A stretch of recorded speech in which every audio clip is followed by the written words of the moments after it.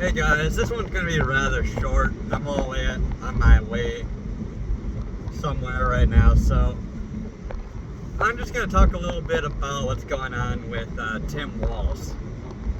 So if you didn't know, Tim Walz, he's the vice presidential nominee.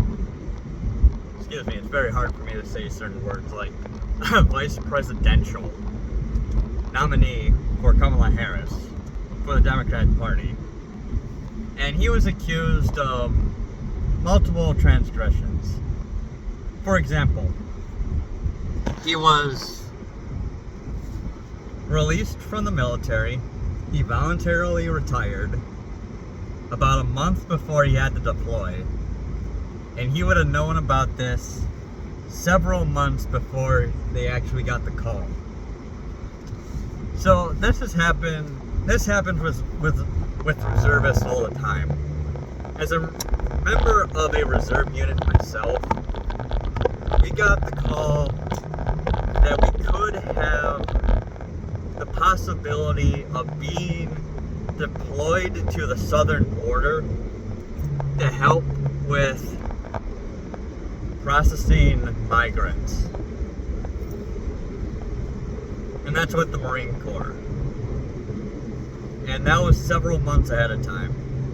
And then it kind of just quietly disappeared. It never happened. So that basically would have been the same thing that had happened to Tim Walz, but since they were actually in a war, there was more of a possibility that that was actually going to happen because, of course, eventually the reservists would be called up for that conflict.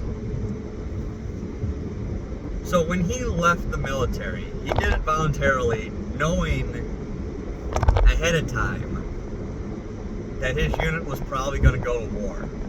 So he set up his retirement to avoid being deployed. And this kind of garbage happens a lot with high-ranking enlisted guys. At one point, there was a Master Gunnery Sergeant, the highest rank in the Marine Corps, same level as a Sergeant Major, who got the call that he was going to Afghanistan or Iraq or something like that. And he just decided, you know what, no, I'm not going to do it. So he didn't show up to the airport. He just ignored the call, didn't go, and when people noticed he wasn't there, they tried calling him, and he just said, no, I refuse. And a Master Gunnery Sergeant, at that point, you're so high rank and you've been in for so long that the disgrace of having someone that high ranking lose all his benefits, all of his rank, be promoted, like demoted all the way back down to private, which has happened before, but the disgrace of having to go through all that and the amount of paperwork and the fact that like a bunch of people who've known him for decades would vouch for him and fight on his behalf, it was just easier to say, okay, this guy's retired, and start dealing up the retirement paperwork. Even though he abandoned his men, you could make the argument that these people do it because they don't agree with the war or whatever, but it's not for the individual in the military to decide whether or not it's just that we go to war. Now, you can't disobey unlawful orders, but having your unit activated and you refusing to go is not disobeying an unlawful order, no matter how you spin it. So Tim Walz is generally seen as a coward, especially since he had never deployed into a combat zone before. He was deployed to Italy in support of a unit that actually went to a combat zone, but he was never in Iraq or Afghanistan. He also claimed to be a command sergeant major, which he held the billet of, but it's kinda, they say that he was promoted to a command sergeant major, but since he didn't actually finish the school for it, he got demoted. I can guarantee that's probably not what happened.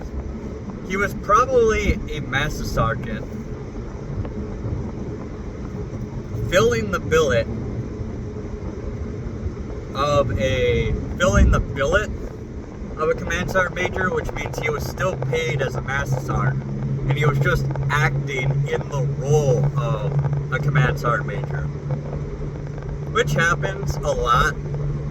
We'll have gunnery sergeants, which are in E7, equivalent of a sergeant first class in the Army, who serve in the billet of a first sergeant, which is an E8. And sometimes they're promoted to a first sergeant and actually get the rank that goes along with the actual responsibilities, so they actually get paid as a first sergeant. But in the meantime, they're just paid as a gunnery sergeant. Or eventually they are replaced by an actual first sergeant, and they go back to being like company gunnery sergeant or whatever his position was. And it doesn't matter what track the gunnery sergeant is on. So, for example, a gunnery sergeant can be promoted to a master sergeant or a first sergeant. And then a master sergeant gets promoted to a master gunnery sergeant. And then a first sergeant gets promoted to a sergeant major. And then the sergeant major can eventually become the sergeant major of the Marine Corps, if he is chosen for that billet. And then he gains that rank. But once you're an E9, a master gunnery sergeant, a sergeant major, and the sergeant major of the Marine Corps, as long as they have the same amount of time in service and in rank, they're all paid the same.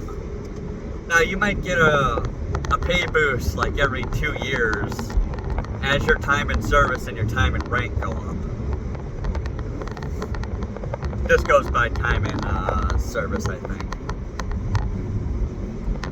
But they all treat each other like equals, basically. Jesus Christ, dude. Okay, I appreciate it, but you were already past the point there where you should have just kept going. Anyways.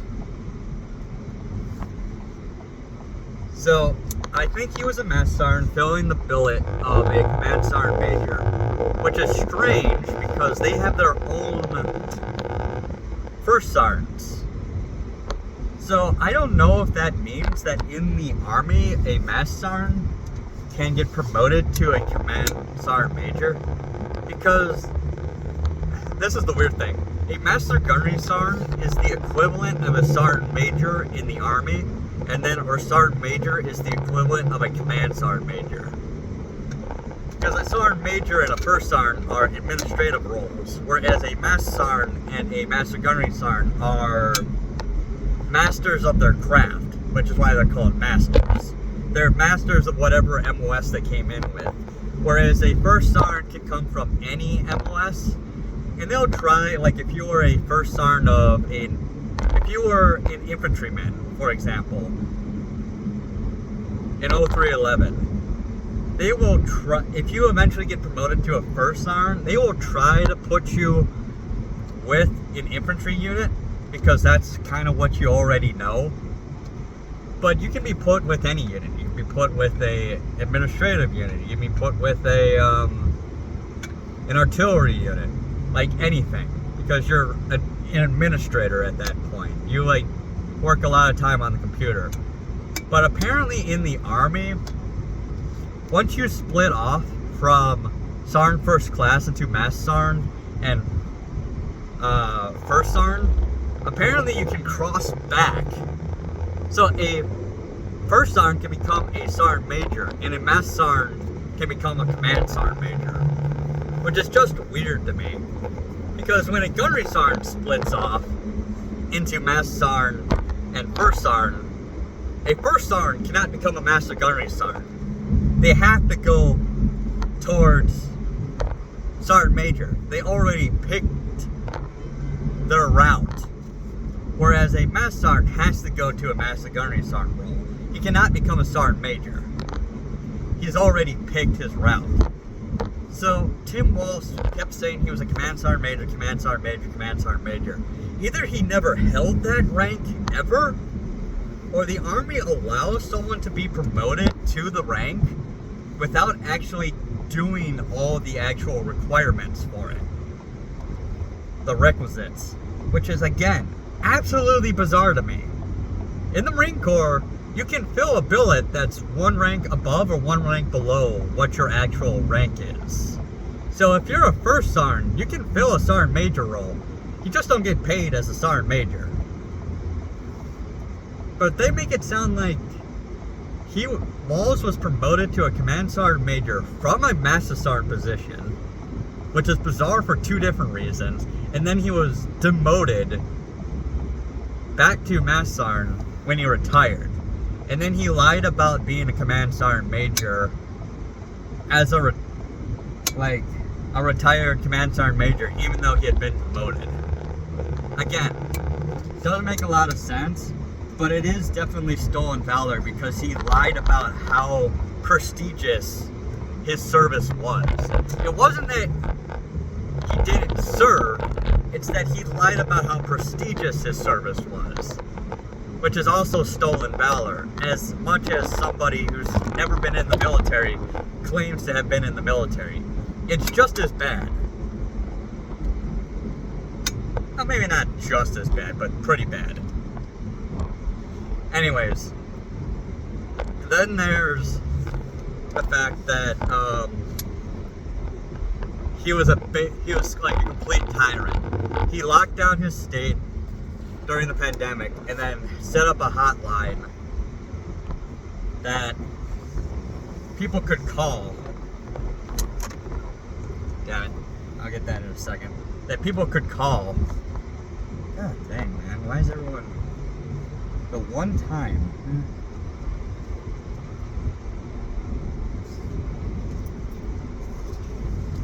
that people could call in order to snitch on their neighbors, which is pretty messed up no matter how much you think about it.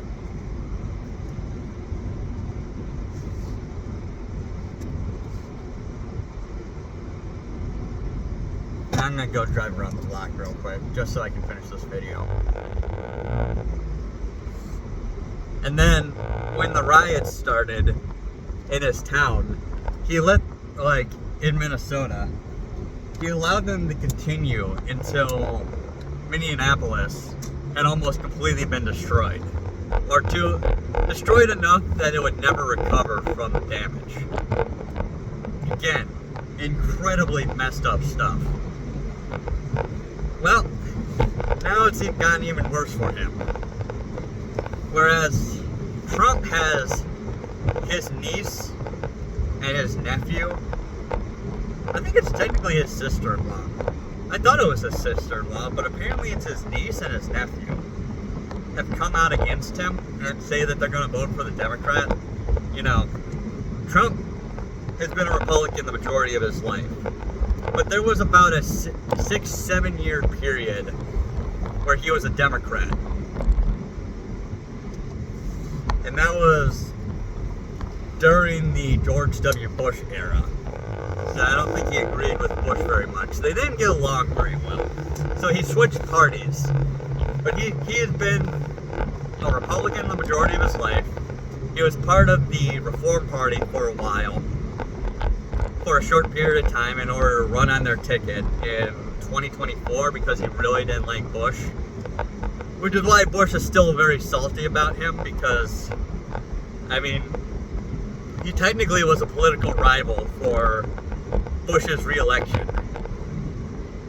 And then he was part of the Independent Party of New York for a bit,